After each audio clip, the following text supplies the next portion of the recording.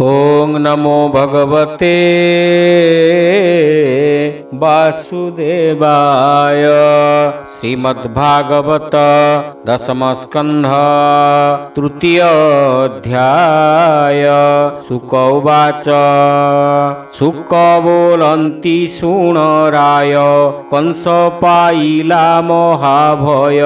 दूत पेशिला चारिदिगे विश्वासी दानवंक संगे कंसर जेते मित्रगण आसी मिलिले जणे जण चाणूर तृणावर्त वीर मुष्टिक अघा षण्ढासुर द्विबिन्द नामेण वानर प्रलम्बा बकावच्छासुर पूतना नामेण राक्षसी आगे मिलिला वीर केशी बाणा नारका जरासन्ध स्वभावे अटन्ति ए मंद हेमंत कहिबई केते कंसर मित्र छन्ति जेते हेहांकु बसाई आसने कंस कहई खेद मने। हरि हरि बोल।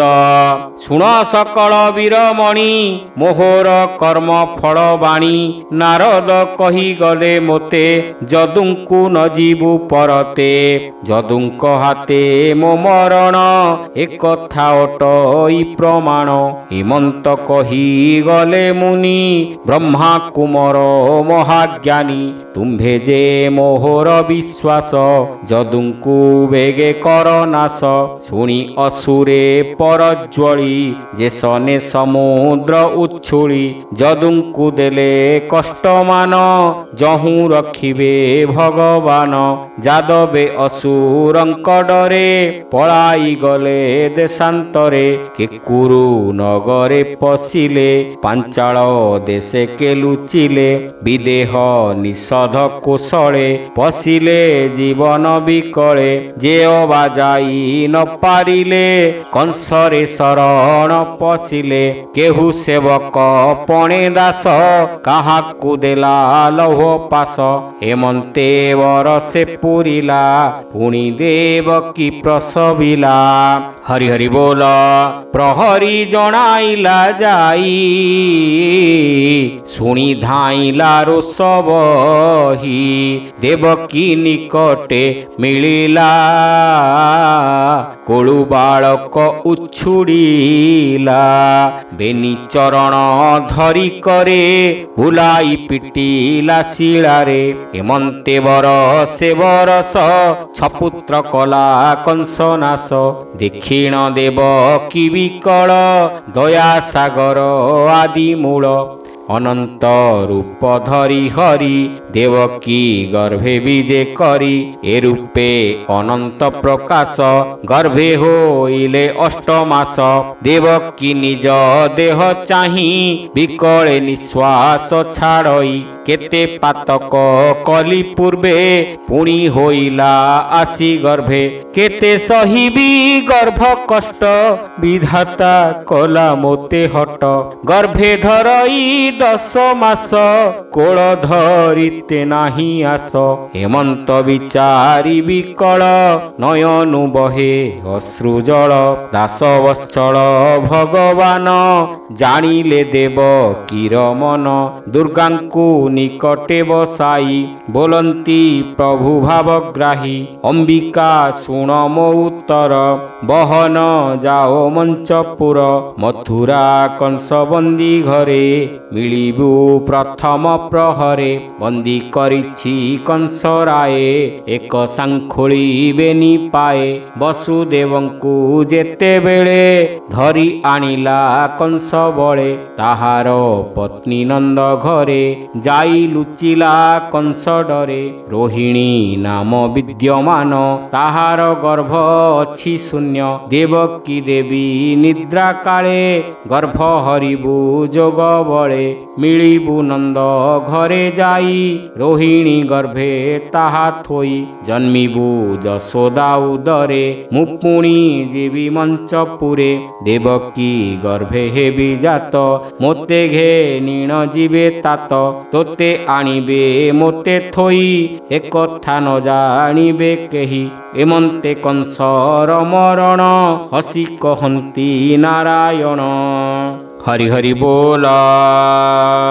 ମଞ୍ଚେ ହୋଇବୁ ତୁଜେ ଜାତ ଜଗତେ ହୋଇବୁ ବିଖ୍ୟାତ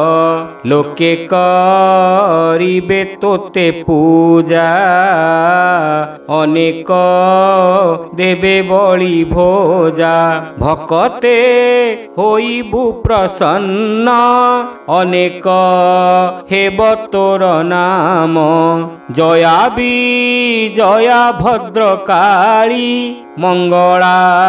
ଚଣ୍ଡିକା କଙ୍କାଳୀ କନ୍ୟକା କୃଷ୍ଣା ଯେ ମାଧବୀ ঈশানী শারদা বৈষ্ণবী দুর্গা অম্বিকা নারায়ণী একু অনেক নাম ভণী গ্রাম গ্রামকে করি স্থান পূজন্তে হইবু প্রসন্ন অনেক নাম তো জগতে অন্তমু করিবই কেতে পূজা করিবে সর্বস্থানে রাজা পরজা ভক্ত মানে স্তুতি পঠন মন্ত্র ধ্যান ষোড়শ উপচার মান শুণ বচন আদি মাতা ফেড় দেবকী মন চিন্তা দেবকী গর্ভুতাণীবু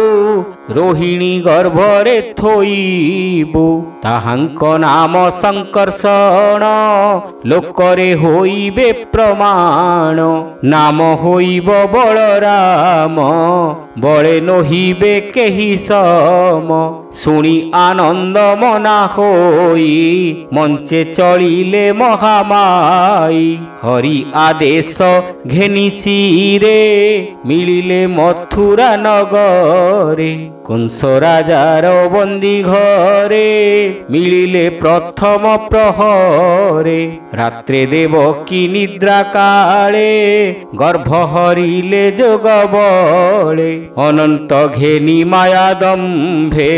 থইলে রোহিণীর গর্ভে গর্ভ সংযোগ দেবী করি দিনকু দিন গর্ভ ভারি সিংহ পৌর্ণমী দিন সার রোহিণী প্রসবে কুমার ধবল জ্যোতি রূপ পুণী শিরে সোহই সপ্ত ফেণী অপুয়া ঘরে পুয় জাত আনন্দ হয়ে নন্দ চিত্ত মোহর ঘরে পুত্র নাহি এ মতে কারণ অটই যাহা সে দৈব নির্মিত দুর্গা হইলে গর্ভগত মিলিলে নন্দ ঘরে যাই কৃষ্ণ জন্মিবা বাট চাহি দেবকী গর্ভ যহু গলা লোকে বইলে ভাল হেলা ভলটি গলে নারায়ণ দেবকী ন পাউ কষণ থোকে বইলে ভাল হেলা কংসর ডরে পলাইলা পড়ুয়ে দেবকী ভিয়াণ কেবলে কর্ণে তান শুণ এড়ে মরিছি অছি কাহি কেবলে মুখ তান চাহি কান্দিকে হুয়ন্তি বিকল কেবলে রখ আদি মূল দেবকী মনর কষণ জানিলে প্রভু নারায়ণ তেজিলে জলধি শয়ন মথুরা মিলিলে বহন বসুদেবর দেহে যাই পশিলে জ্যোতি রূপ হই বিষ্ণুর তেজ পরচণ্ড জেহ্নে উদিত মারতণ্ড অমর গুরু লগ্ন বেলে কান্ত কামিনী এক মেলে जगत मंगल पुरुष देवकी उदरे प्रवेश उदय काले जेने शशि पूर्व दिगरु परकाशी कृष्णंकु धरिण उदर देवकी दिशिला सुंदर अंधार बंदी घरे तेज जेन्हे उदित ग्रहराज देवकी गर्भवास कथा शुणी पाइला कंस व्यथा भये चकित मने छन्न मिलिला देवकी भुवन सातक बाट फिटाइला अंधार घर को चाहिला उदय होई दिनकर जेन्हे ना सईतम घोर देखि चकित कंस मने भाड़ी बोलई भय छन्ने निश्चय होइला मरण एत अनादि नारायण गर्भे विजय ब्रह्मराशि ए मोर काल दंड फासी जीवन नाशिब मोहर देवकी बड़ई सुंदर ए जेते गर्भ प्रसविला हेमंत बेले न दिशिला कि बुद्धि करी आज मारिण लभी कार्य ए सन मने विचारई मुनित जाइछन्ति कही जहा कहिले ब्रह्मासूत से कथा नुहई व्यर्थ जादवे मोहर बैरी मोर मरण हेतु करी देवकी वसुदेव आदि हे मोर अटंती विवादी भिणोई गुण कर्म मान युवती कला भिन्न भिन्न आत्मबहेणी मोर सल मोहरे नई छई भल सप्तम गर्भ किणी नेला बोइला गर्भ उभेइला ए जे मोहर अपराधी किस करिबी एबे बुद्धि हस्तरे अछि मो उपाय छाड़िले न पाइबी काय देवकी पक्काइबी मारी गर्भनाशिबी पेट चिरी पुणी विचारु अछि मने ए कर्म करिबी केसने जीवन पाई एड़े पाप करि पाइबी मने ताप उभय लोके सुख नाही नरके पड़िबी मुजाई पापर मध्ये परमाद स्त्री गर्भिणी शिशुवध ए तिनी कर्म जे करंती जीवन थाऊ से मरंती ताहार मरिबार काले निंदित बोलंती सकले इहलोकरे अपजस मरणे नरके प्रवेश हेमंत मने विचारिला खड़ग घेनी बाहुड़ीला मिलिला निज पुरे जाई भाड़ई चौदिग चाही हरिंकी कला महाभय क्षण क्षण के कंपे काय आसन शयन भोजने स्नान विहार जलपाने गोड़ाई छंती जेन्हे हरि कंपई महाभय करी वृक्ष कानन नदीगिरी सकल मणे नरहरी हेमंते रजनी होइला घोर तिमिर प्रकाशिला ब्रह्मा शंकर इंद्र तुले 33 कोटि देव बळे मिलिले मथुरा नबरे देवकी देवी बंदी घरे प्रणाम कले जणे जणे श्रीकृष्ण जननी चरणे गर्भकु चाही गंगाधर स्तुति करंती वेदवर बासव आदि दिगपति जे जहा मने कले स्तुति जय गोविंद दामोदर सत्य वचन स्वामी तोर आवरी अछु तिनि सत्य सृष्टि रे आदि मध्यंत सत्य ब्रह्मांकु कलु जात सत्य स्वरूप तू अच्युत सत्य तू पाळु वसुंधरी तोर भियाण नरहरी सत्य रहेउ तू ही सत्य सत्य वचन सत्य नेत्र सत्य तोहर आत जात आम्भे जानिलु तोर सत्य तोर ए संचिला सयल दुष्ट निवारी संथ पाळ असाधु मारी सत्य पाळ तोहर शरण सकल संसार मध्ये देह वृक्षे एबे तू मिलिलु प्रत्यक्षे वृक्षर जेते गुणमान शरीरे तोहर भियाण एकई वृक्ष बेनी फल चतुर रस तिनि मूल पंचशिकड़ तले गंठी आत्मा एहार षडगोटी सातव कल देखे जड़ी अष्टम डाले छंती बेढ़ी गंठी स्वभावे नवनेत्र विस्तार होई दश पत्र उपरे छंती बेनी पक्षी हेमंत वृक्ष देहे लखी मुनि बोलंती राय सुण देहे कहिबा वृक्ष गुण हरि हरि बोला वृक्षर प्राय देह एक फल जोड़िए दुख सुख तामस रज सत्व गुण एहार मूलटी प्रमाण धर्म संपद काम मोक्ष ए चारि रसटी प्रत्यक्ष शब्द रूप रस गंध स्पर्श पंचमूल छंद जन्म होइण देह बही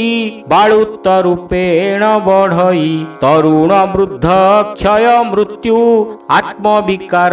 षड हेतु चर्म शोणित मांस मेद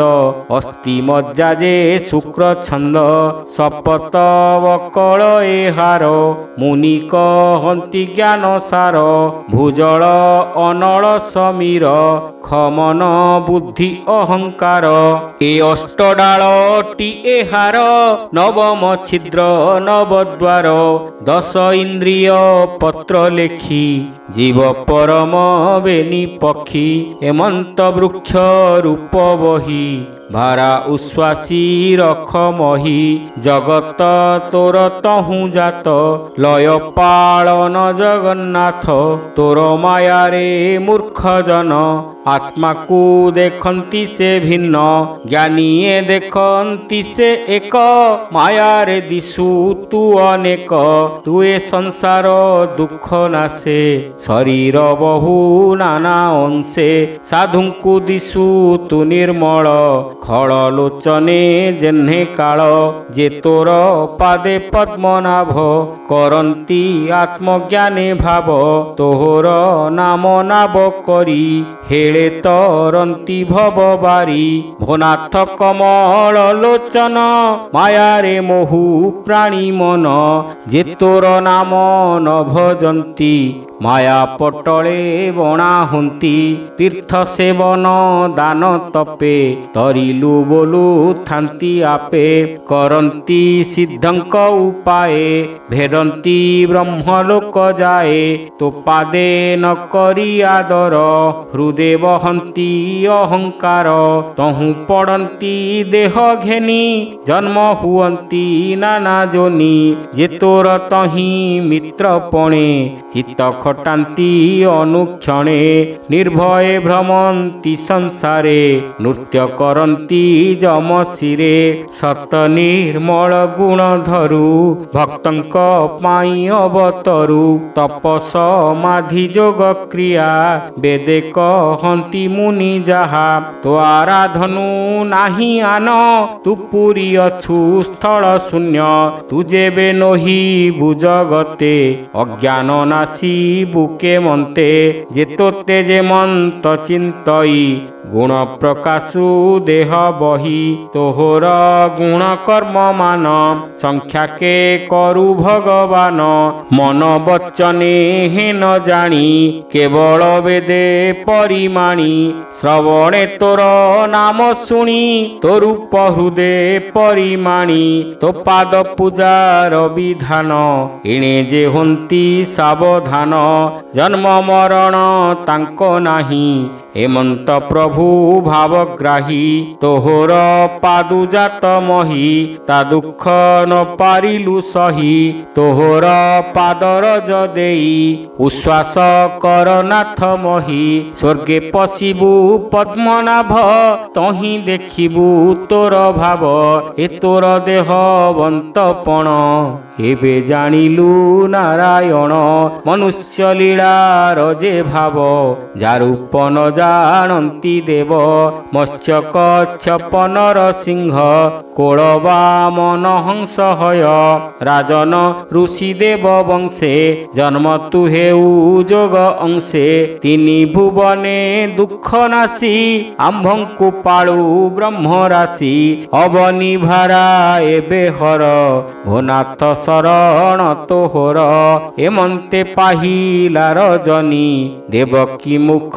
ଚାହିଁ ଭଣି ତୋର ଉଦରେ ଜଗନ୍ନାଥ ଜଗତ ରଖିବେ ତୋ ସୁତ ଶୁଦ୍ଧ ଚୈତନ୍ୟ ରୂପ ଘେନି